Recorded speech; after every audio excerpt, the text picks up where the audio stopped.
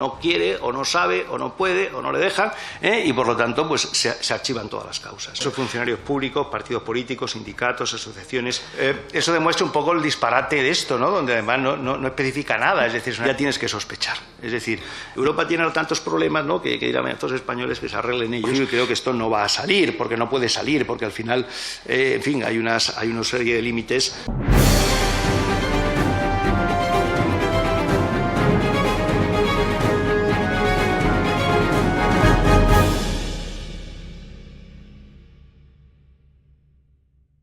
Seguidores de Política en Primera Línea, les tenemos una bomba que hará caer la presidencia de Pedro Sánchez junto al sanchismo.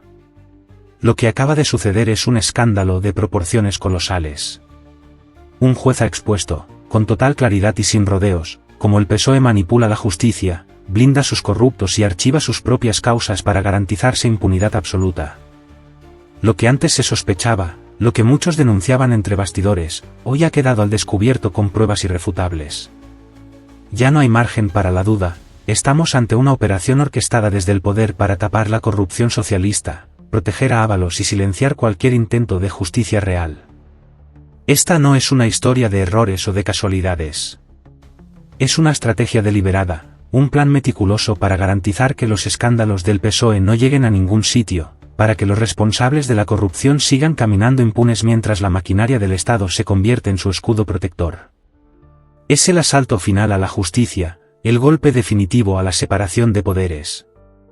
El juez que ha hablado en este vídeo ha sido brutalmente claro, el PSOE ha tejido una red de protección judicial en la que el Ministerio Fiscal actúa como su cómplice, los procedimientos se archivan sin razón aparente, y cualquier intento de llegar a la verdad es frenado de inmediato. No se trata solo de Ábalos, no se trata solo del caso de los trenes, no se trata solo de un escándalo aislado. Es el modus operandi del PSOE para blindarse a sí mismo y evitar que nadie dentro de su red de corrupción caiga. ¿Cómo lo hacen? ¿Qué maniobras legales utilizan para evitar que sus escándalos lleguen a juicio? ¿Por qué la Fiscalía no mueve un dedo cuando se trata de investigar al PSOE? ¿Cómo han convertido el Tribunal Constitucional en su último bastión de impunidad? Todas estas respuestas han sido reveladas hoy, y el panorama que se nos presenta es absolutamente aterrador. Mientras los ciudadanos ven con asombro cómo se persigue con saña a la oposición con denuncias fabricadas, los verdaderos delincuentes, los que se han enriquecido a costa del dinero público, son protegidos desde las más altas esferas del Estado. Es la peor degradación de la democracia que hemos visto en años. Y hoy, gracias a las declaraciones demoledoras de este juez, todo ha quedado expuesto. Desde hace años, España ha sido testigo de una justicia a dos velocidades, un sistema en el que las investigaciones contra el PSOE se frenan en seco mientras las que afectan a sus rivales políticos avanzan a toda velocidad con la complicidad de la Fiscalía y los jueces afines al régimen socialista. El caso Ábalos es la prueba más reciente y más escandalosa de esta corrupción institucionalizada. Hablamos de un ministro del gobierno de Sánchez que ha estado directamente vinculado con un escándalo multimillonario de corrupción, con contratos amañados, sobornos y tráfico de influencias. Un caso que debería haberle costado la carrera política y llevarlo ante la justicia. Pero el PSOE tenía otros planes, cerrar el caso antes de que pudiera salpicar a los niveles más altos del gobierno. El juez lo ha dejado claro, la orden de blindar a Ábalos ha venido directamente desde arriba. ¿Cómo lo han hecho? Controlando la Fiscalía, desde que Sánchez llegó al poder, ha colocado a fiscales de confianza en los puestos clave. El fiscal general del Estado no es más que un peón al servicio de Moncloa, y cuando se trata de investigar a altos cargos del PSOE, simplemente miran para otro lado. Usando el Tribunal Constitucional como tapadera, el juez lo ha dicho sin rodeos, el Tribunal Constitucional está totalmente controlado por el PSOE y ya no hay ninguna garantía de que actúe con independencia. Todas las decisiones polémicas de los últimos años han caído del lado del gobierno, demostrando que el máximo órgano de garantías está sometido a los intereses de Sánchez. Limitando la acción popular, en España, una de las herramientas más eficaces para destapar la corrupción ha sido la acción popular. Es lo que permitió que escándalos como Gürtel o los ERE de Andalucía salieran a la luz. Pero el PSOE, consciente de esto, ha cambiado la ley para restringir al máximo esta vía, asegurándose de que ningún ciudadano pueda impulsar causas judiciales contra ellos. destruyendo pruebas y frenando investigaciones. Como el juez ha explicado, cuando hay casos que afectan al PSOE, el proceso judicial se alarga de forma artificial hasta que prescriben los delitos. Se bloquean pruebas, se eliminan documentos, se ponen trabas burocráticas y se hace todo lo posible para que la causa no avance. El resultado es que la corrupción socialista queda enterrada bajo montañas de papeleo, mientras la prensa comprada por el gobierno se encarga de desviar la atención hacia otros temas. El escándalo de Ábalos es solo la punta del iceberg de un sistema podrido hasta la médula. Hablamos de un ministro que, bajo su gestión, permitió una trama de contratos irregulares que benefició a empresarios cercanos al PSOE. Millones de euros en juego, adjudicaciones a dedo y una red de favores que sigue sin ser investigada.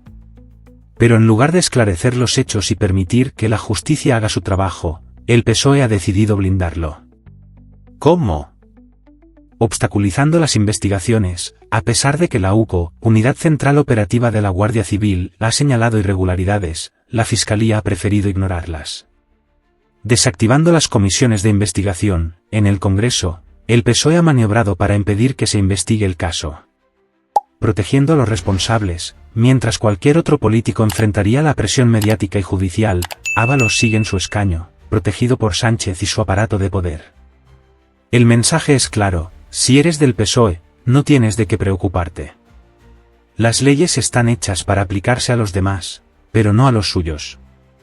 El testimonio del juez ha sido demoledor porque pone en evidencia algo que muchos sospechábamos, pero que ahora se confirma con pruebas: la justicia en España ha sido secuestrada por el PSOE.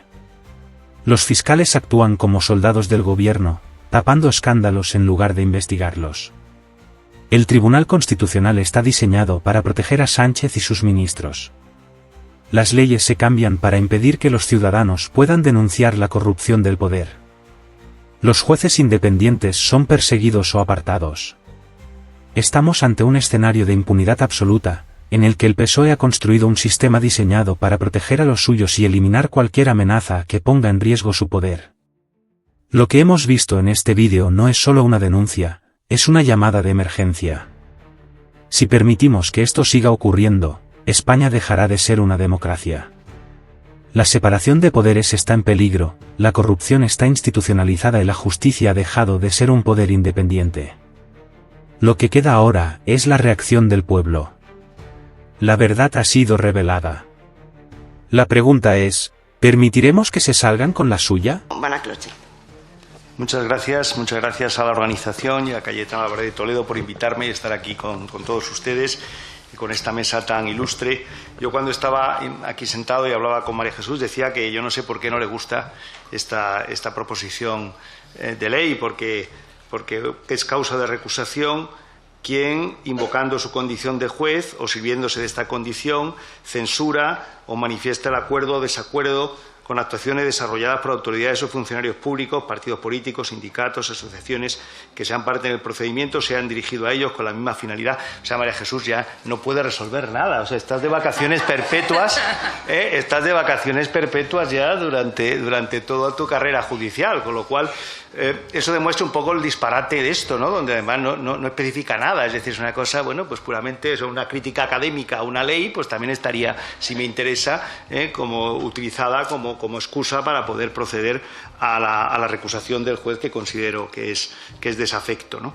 Yo la verdad es que cuando interviene esto como la tesis doctoral, ¿no? Cuando estás en la tesis doctoral y eres el último, pues es una gran alegría, porque ya puedes decir 5 cosas y 3 cosas, 10 minutos, pero ahora la mayor parte de las cosas que quería decir se han dicho, pero voy a insistir en 2 o 3 que me parece que son muy importantes.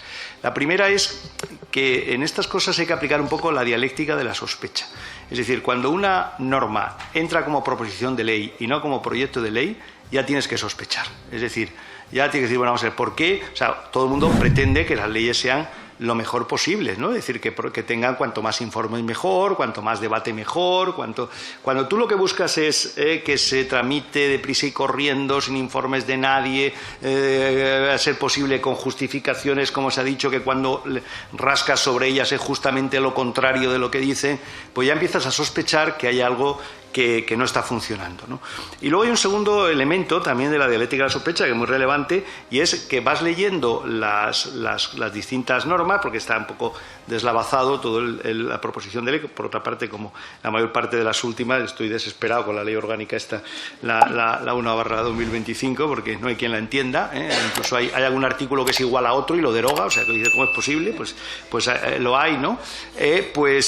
Claro, el segundo elemento es que vas leyendo cada uno de estos preceptos y ves el nombre, dices, esto es por futanito, esto es por menganito, esto es por perenganito, ¿no? Claro, si una ley que es la expresión de la voluntad general, ¿no? Resulta que cada artículo que vas leyendo tiene su nombre, pues ya te das cuenta de que efectivamente la ley no es que sea, o ese esbozo de ley no es que sea, pues eso, lo que se debe pretender, ¿no?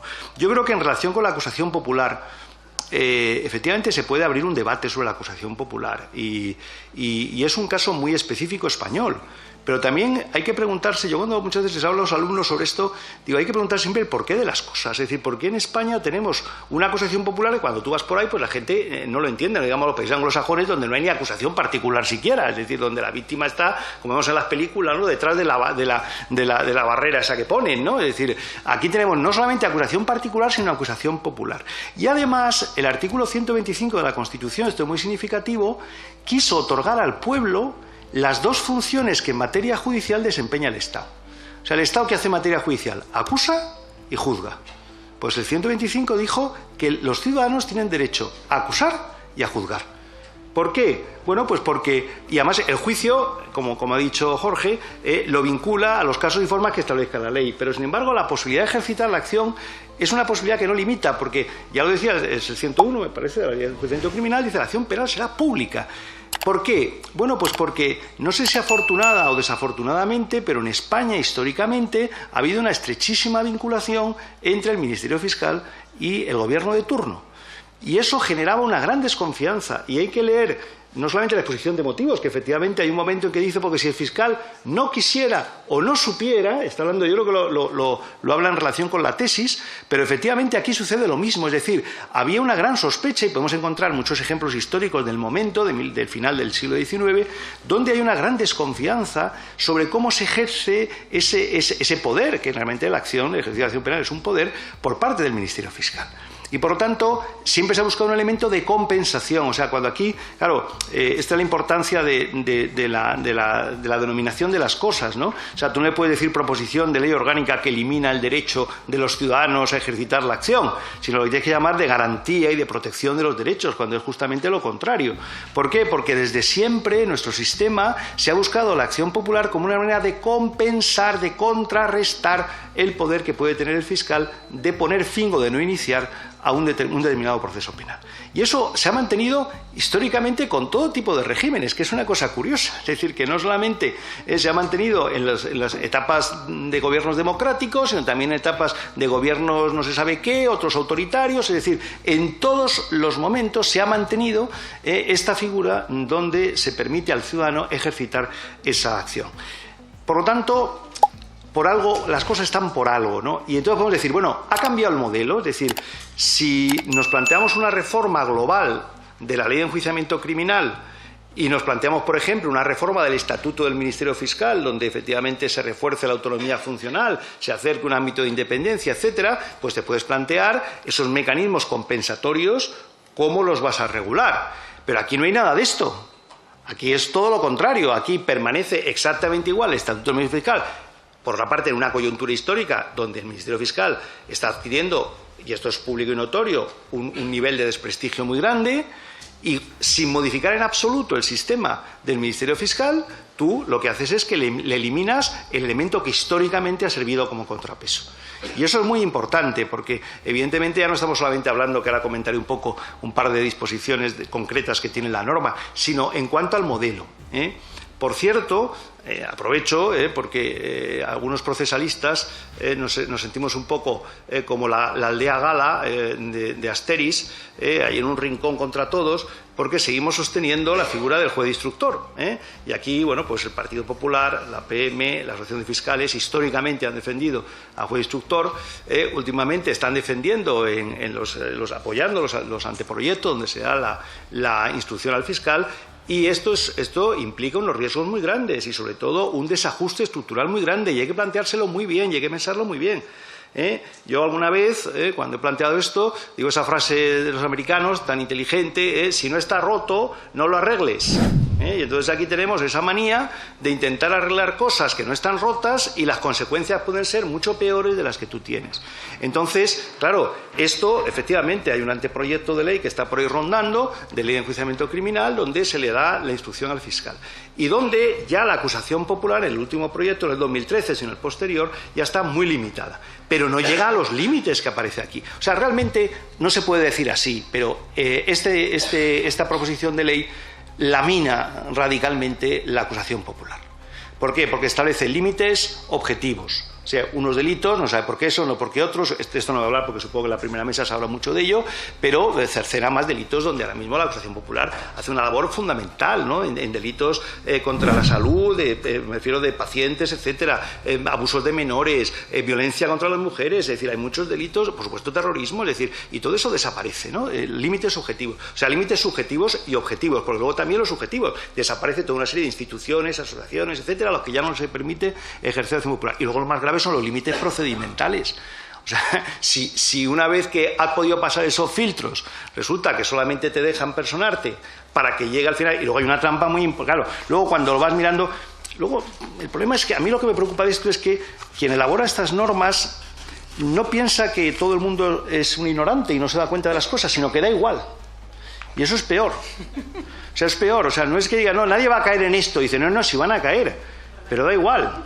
Entonces, a mí eso me preocupa mucho más, ¿no? Porque, claro, ¿qué es lo más grave de esto? Lo más grave de esto es cuando, no solamente que no puedas pedir ninguna diligencia, ni participes en la instrucción, ni nada, sino que te dice la acusación popular, una vez que ya te dan el resultado, dice la acusación popular podrá impugnar el sobreseimiento libre que hubiera sido acordado por el órgano judicial con la ley. Sobreseimiento libre, es decir, ¿cuántas instrucciones terminan en sobreseimiento libre? Prácticamente ninguna. Luego, si tú acuerdas un sobreseimiento provisional, que es lo habitual, no hay ni siquiera recurso. O sea, la acusación popular no puede hacer absolutamente nada. Con lo cual, si ha podido entrar, da igual.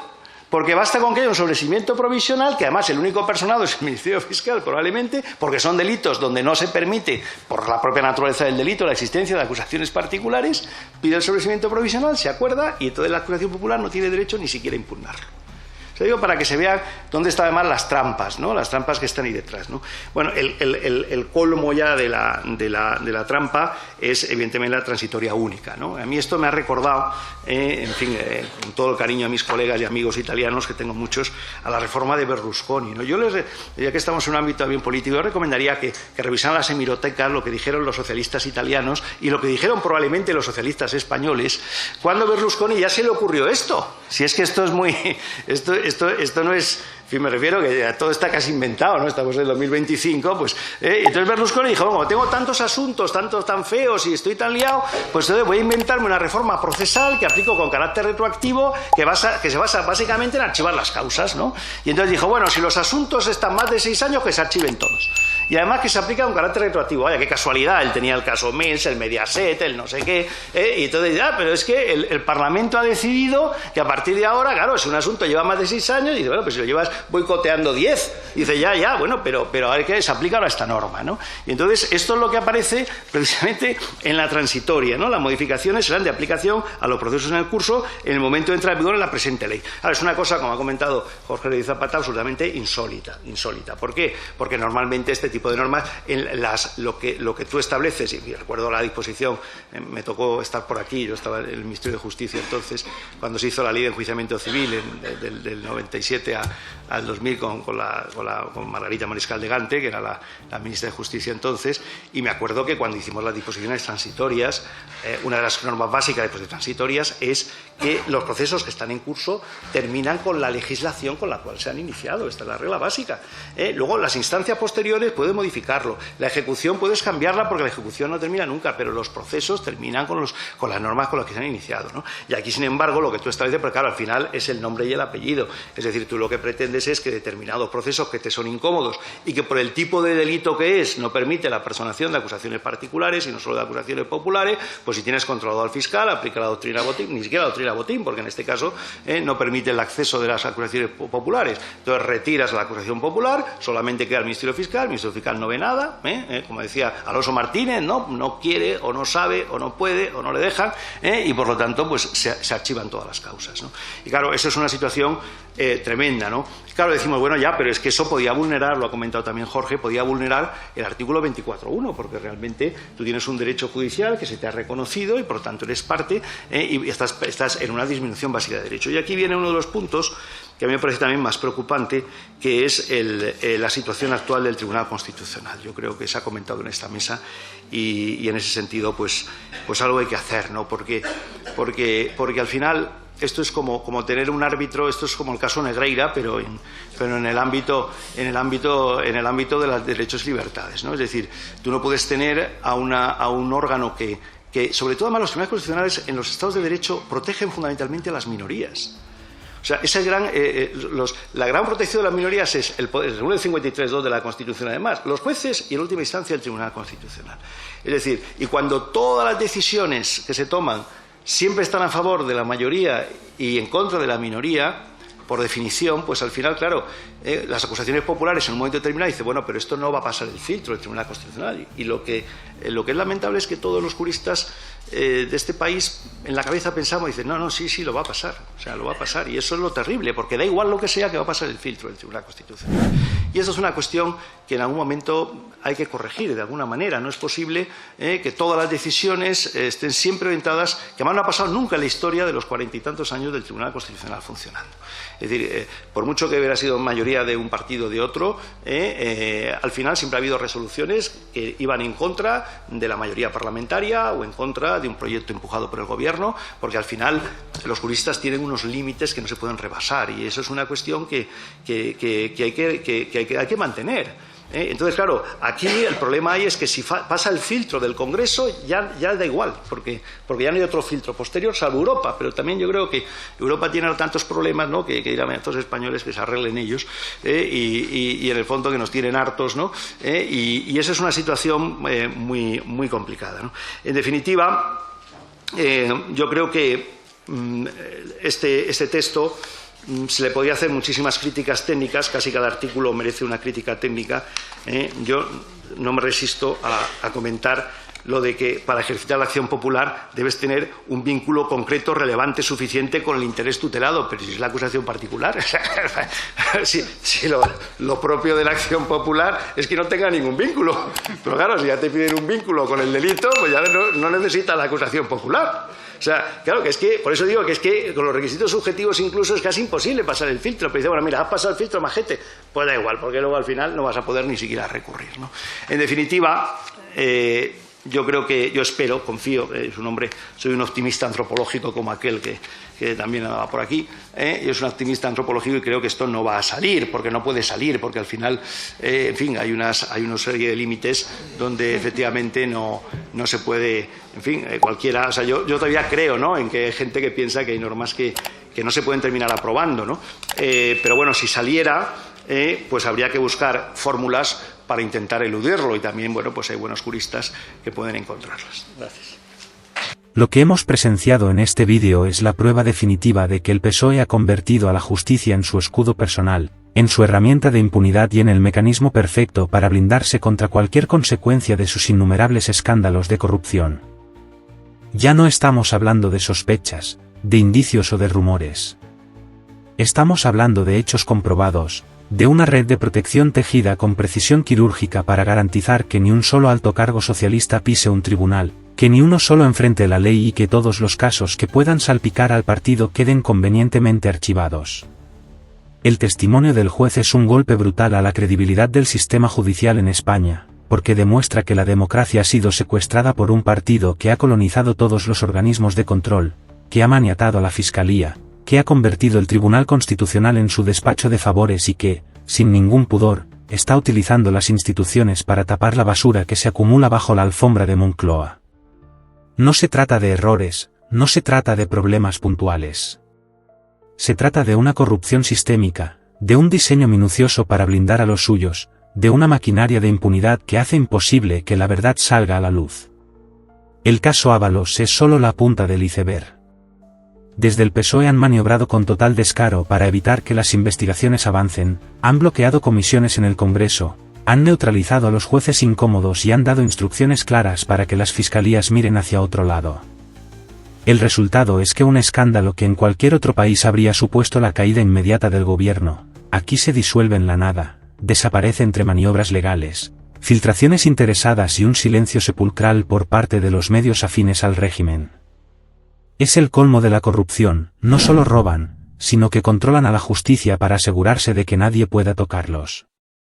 Pero lo peor de todo es que no solo han diseñado un sistema de impunidad, sino que han construido una auténtica dictadura de la corrupción, en la que cualquier intento de hacer justicia es frenado con una precisión escalofriante.